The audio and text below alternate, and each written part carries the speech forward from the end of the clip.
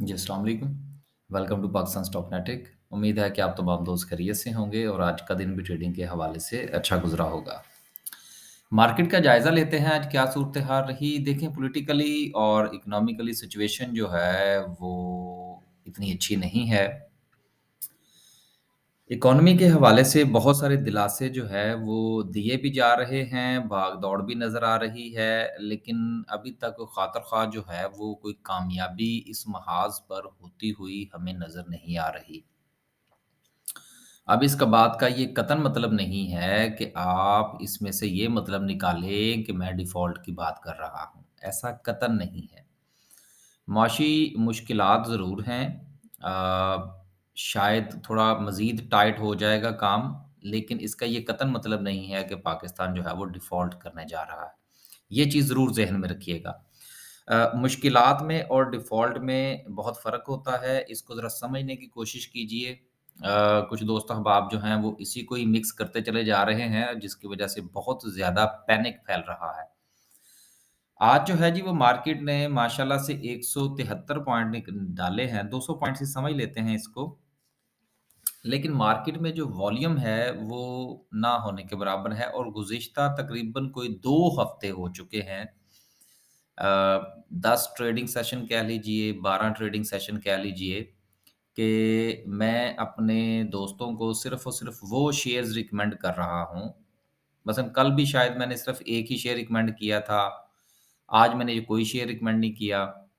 इसी तरह से 1-2 दिन पहले भी एक-एक शेयर रिकमेंड किया और वो शेयर इस हवाले से मैं रिकमेंड कर रहा हूँ कि हम उस शेयर का इस वक़्त जो रीसेंट सिचुएशन है उसमें उसका एनालिसिस कर रहे हैं।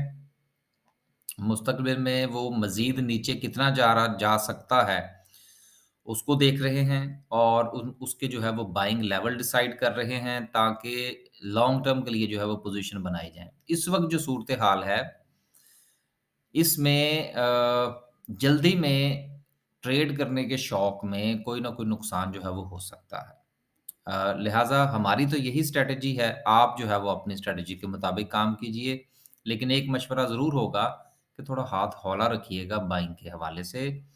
लेकिन आपके पोर्टफ़ोलियो के अंदर एक बैलेंस जो है वो मामलात होने चाहिए। मैन्युफैक्चरिंग सेक्टर से हम लोग ज़रा परहेज़ कर रहे हैं, क्योंकि मैन्युफैक्चरिंग सेक्टर ऐसा सेक्टर है जो कि सबसे ज़्यादा मुतासिर हुआ है, हो रहा है और आने वाले दिनों में भी ये मज़ीद मुतासिर होता हुआ नज़र आ रहा है।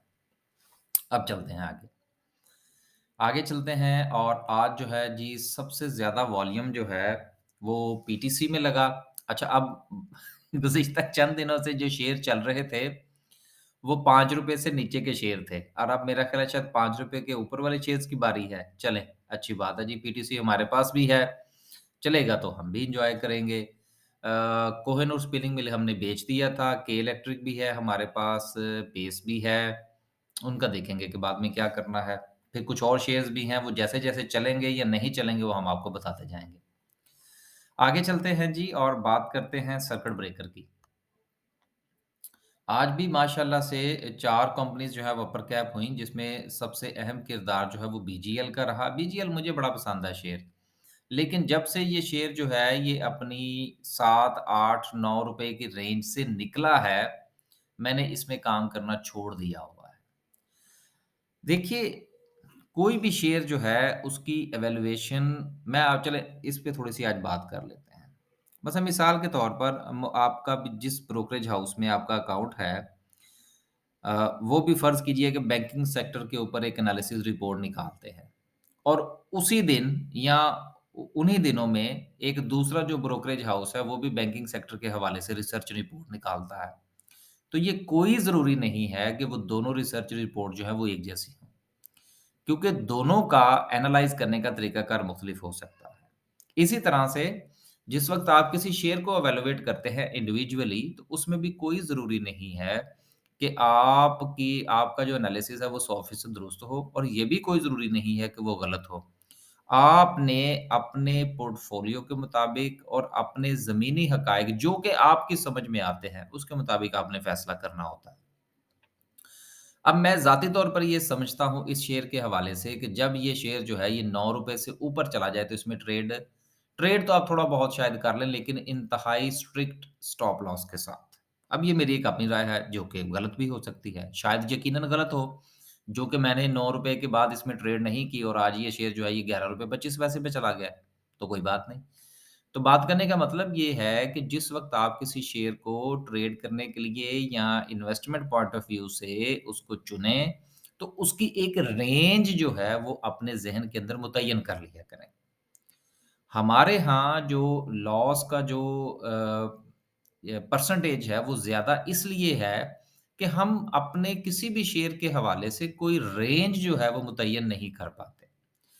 और अगर फ़र्ज़ कीजिए कि हम रेंज मुतय्यन करते भी हैं, तो उस रेंज में जब वो शेयर आता है तो हम अपने ही बनाए हुए पैरामीटर्स पर पानी फेर देते हैं और अपने ही किए हुए फैसलों के मुताबिक जो है वो हम अपनी ट्रेड एग्ज़ीक्यूट नहीं करते। लिहाज़ा गुज़ारिश ये है, मैं पहले भी कई बार ये बात कर चुका हूँ कि जिस वक़्त आप किसी शेयर के बारे में या अपनी ट्रेड के बारे में कोई राय कायम कर लें, कि मिसाल के तौर पर ये शेयर है, इसको मैंने यहाँ बेचना है और ये शेयर है, इसको मैंने यहाँ पर खरीदना है।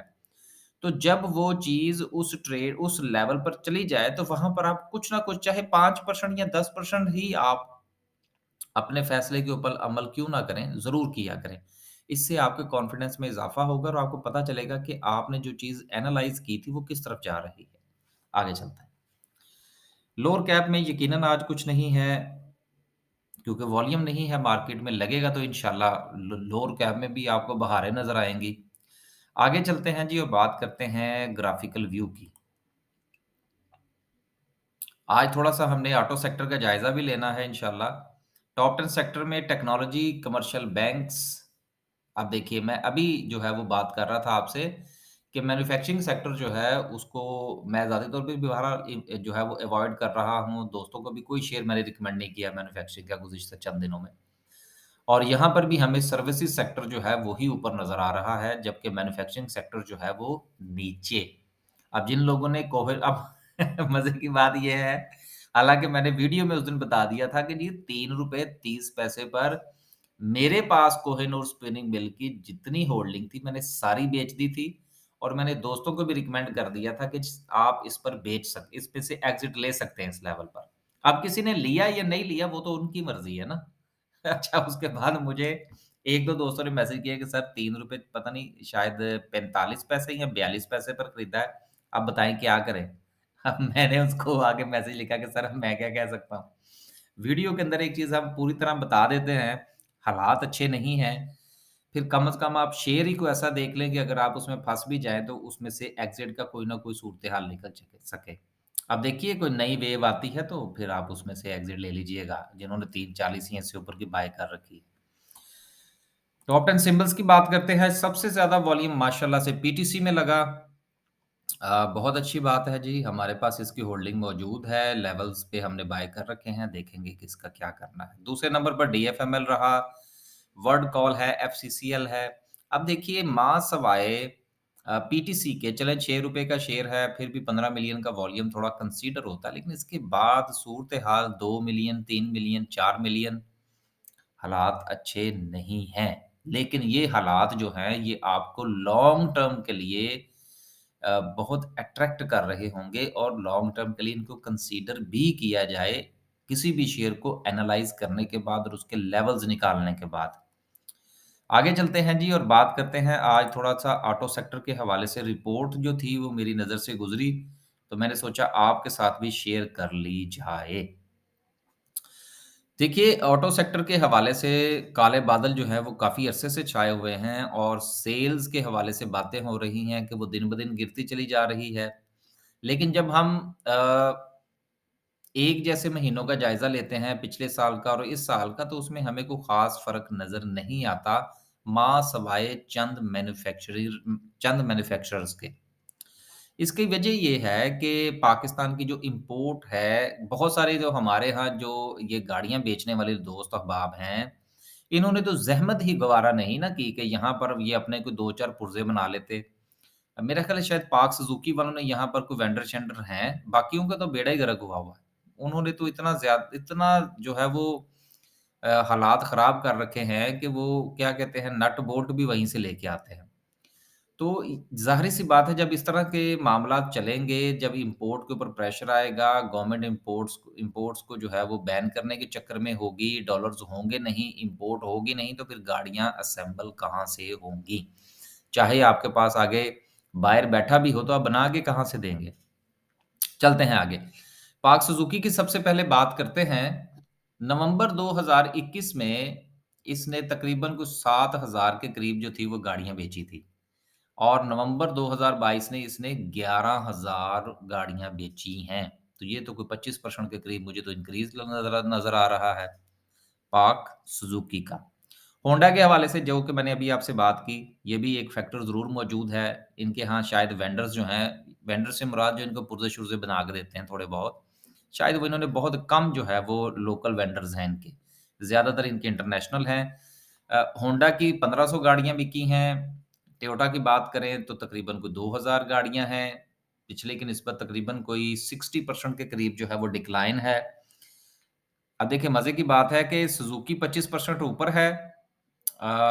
उसके बाद तकरीबन कोई 40% होंडा नीचे है और तकरीबन कोई 50% के करीब जो है वो टोयोटा नीचे है।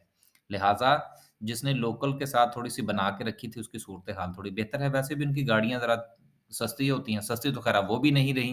3 डब्बा है वो भी वो 20 लाख, 22 लाख, 25 लाख की बेच रहे हैं। बिक रही है। अंधेर नगरी मची हुई है पाकिस्तान में। मैं यकीन करें मुझे चलें बातों-बातों में एक बात याद आ गई। मैंने ये पाकिस्तान में ना वो गाड़ी आके खरीदी माफ़ कीजिएगा यार वो मीरा, डाइहैट्सो मीरा जो है ना 650 सीसी गाड़ी है छोटी-सी। मैंने कहा यार चलो जितने दिन दिन बंदा पाकिस्तान में रहे, ठीक है जाते हुए नेट कैश आप जब चाहे भेज दें। अच्छा वो मैंने गाड़ी जो थी वो तकरीबन को 20-22 लाख की ली। अब यकीन कीजिए कि 20-22 लाख को अगर आज के दिनों में भी अगर हम पाउंड्स में कन्वर्ट कर लें, ₹300 का पाउंड भी लगा लें, तो अगर 24 लाख की गाड़ी लगाएँ, हालाँकि वो यूज़्ड में है, इम्पोर्ट में थी लेकिन वो थोड़ी बहुत चली हुई थी। तो तकरीबन ये कोई 8,000 पाउंड्स बनते हैं। 8,000 पाउंड अगर हम ₹300 पर भी अगर हम इसको कैलकुलेट करें। जबकि ब्रिटेन के अंदर जो है वो 8,000 पाउंड में बीएमडब्ल्यू मिल जाती है। जो कि अच्छी अच्छी खासी हालत की जो है वो गाड़ी मिल जाती है। आप ये ले सकते हैं, आप ये जिस तरह की ये जो है ना किया यहाँ पर जो चल रही है, उसका मुझे मॉडल का नहीं पता, वो मिल जाती है। टोयोटा प्रियस मिल जाती है अच्छी हालत में 8 से 10,000 पाउंड में। मतलब जो वो क्या कहते हैं जी, जिस गाड़ी पे हाथ रख के मिल जाती है यार। ख़ैर इतना पैसा खर्च के भी जब वो छोटी गाड़ी खरीदी तो सोचते ही रहे कि ये खरीद क्या लिया है। तो ये इन इन लोगों की तो सर मौजें लगी हुई हैं। टैक्स वैक्स ठीक है अपनी जगह पर हैं, लेकिन प्राइसेज़ जब बढ़ी हैं, तो इन्होंने बहुत कमाया है। अब ये बताएँगे तो नहीं। आगे चलते हैं जी, हीनो की बात करते हैं। ट्रक्स जो हैं, चूँकि इसमें हम सिर्फ़ और सिर्फ़ हीनो की बात करेंगे क्योंकि वो पाकिस्तान स्टॉक मार्केट में लिस्टेड है। बाकी मास्टर-वास्टर जितने चाहे बिकें या ना बिकें, उनको हम एज़ ए कॉम्पिटिटर्स तो देख सकते हैं। लेकिन सेल्स जो हैं वो चूँकि हीनो की कंसीडर होंगी। अब हीनो के ट्रक्स जो हैं, उसकी भी तकरीबन कोई 40% के करीब जो सेल्स हैं, उसमें इज़ाफ़ा हुआ है नवंबर टू नवंबर। ये भी अच्छी बात है। इसका इतने हालात ख़राब होने के बावजूद भी इतने बुरे हालात नहीं हैं कि जितने हमें बताए जा रहे हैं। आगे चलते हैं। आगे चलते हैं जी और बसेस की बात करते हैं, उसमें भी हीनों की तादाद जो है वो पिछले साल की निस्बत ज़्यादा है। एटलस होंडा के मोटरसाइकिल की तरफ बात करें और सुज़ुकी के मोटरसाइकिल की बात करें तो सुज़ुकी की जो सेल हमें यहाँ पर नज़र आ रही है बिल्कुल समझ लीजिए कि कोई परसेंटेज 1-2% के करीब जिसमें इज़ाफ़ा हुआ है। ये सिर्फ़ और सिर्फ़ इसलिए हुआ है चूँकि इसकी ये एक नॉर्मल ग्रोथ है। 1% 2% साल का इज़ाफ़ा इसमें चलता रहता है क्योंकि पाकिस्तान में सुज़ुकी की जो मोटरसाइकिल है वो इतनी ज़्यादा पसंद नहीं की जाती। जबकि होंडा की जो सेल्स हैं उसमें बहरहाल हमें को तकरीबन 15 से 20% की जो है वो कमी महसूस हो रही है। लेकिन ये कोई बड़ी कमी नहीं है इस वक़्त जो सूरत-ए-हाल है। आगे बात करते हैं ट्रैक्टर की और फिर इसको थोड़ा कंक्लूड करते हैं। ट्रैक्टर्स के हो गए हैं बेड़े गर्क। अब ट्रैक्टर के साथ जो हुआ है, ये फ़िएट जो है जिसको ये जो अलगाज़ी ट्रैक्टर है और उसके साथ ये हमारा जो मिलेट ट्रैक्टर है, इन दोनों के जो हालात इस कदर ख़राब हुए हैं, उसके पीछे आपको याद होगा कि आज से च कुछ अरसा पहले वज़ीर-ए-आज़म साहब ने एक हरकत फ़रमाई और उन्होंने 5 साल तक पुराने जो ट्रैक्टर्स हैं, उनकी इम्पोर्ट की इजाज़त दी। घर में खाने को नहीं है, अगर कोई इंडस्ट्री लोकल चल रही थी, तो उसका भी गला घोंट दिया इन्होंने। अब ये इंडस्ट्री जो है, ये तकरीबन-तकरीबन बंद होने के करीब है। फ़िएट की जो अलगाज़ी ट्रैक्टर है, इसकी तो सेल बिल्कुल ही ख़त्म ही हो गई है। 1363 ट्रैक्टर्स जो हैं, ये बिके हैं नवंबर 2021 में। और नवंबर 2022 में सिर्फ़ 137 बिके हैं। ये तो परसेंटेज करते-करते भी मुझे लगता है कि कोई 90% के करीब सेल्स जो हैं ये गिर गई हैं। हालाँकि जो आपका मिलेट ट्रैक्टर है उसकी सेल चलें फिर भी थोड़ा 3254 बिके थे और इस बार चलें 1000 बिके हैं। कुछ थोड़ी-सी परसेंटेज की समझ आती है। अब ये जो अलगाज़ी ट्रैक्टर है इसको भी मार किस वजह से पड़ी? इम्पोर्ट की वजह से। और अगर जो मिलेट ट्रैक्टर है ये थोड़ा बर्दाश्त कर गया है, ये भी सिर्फ़ और सिर्फ़ इस वजह से कि इसकी जो है वो लोकल असेंबलिंग है। अब ये सारी की सारी सूरत-ए-हाल जो इस वक़्त हमने ऑटोमोबाइल्स के हवाले से देखी है, ये हमें ये बता रही है कि हालात इतने ख़राब नहीं हैं। लिहाज़ा अगर पाकिस्तान के पास आने वाले 1 से 2 महीने के अंदर अगर अगर डॉलर्स आ जाते हैं और इम्पोर्ट्स थोड़ी-सी खुल जाती हैं, तो ऑटो सेक्टर जो है ये जंप करेगा। जंप कब करेगा ये अगर मुझे इस वक़्त चूँकि एग्ज़ैक्टली याद नहीं है कि गंदम की बुवाई शायद अब हो रही है इन दिनों। अब गंदम की जो कटाई होती है, अगर मैं गलत नहीं अगर गलत हुआ तो माफ़ी जो है वो कबूल फ़रमा लीजिए पेशगी तौर पर क्योंकि आपको पता है एग्रीकल्चर के साथ इतना ज़्यादा ताल्लुक तो नहीं है। मेरा ख़्याल है शायद कोई अप्रैल अप्रैल के अराउंड में इसकी जो है वो शायद कटाई होती है। लिहाज़ा चांसेज़ हैं क्योंकि ये कैश क्रॉप होती है और कैश क्रॉप के बाद जो है वो हमारे किसान भाई जो हैं, वो गाड़ियाँ-शाड़ियाँ खरीदते हैं।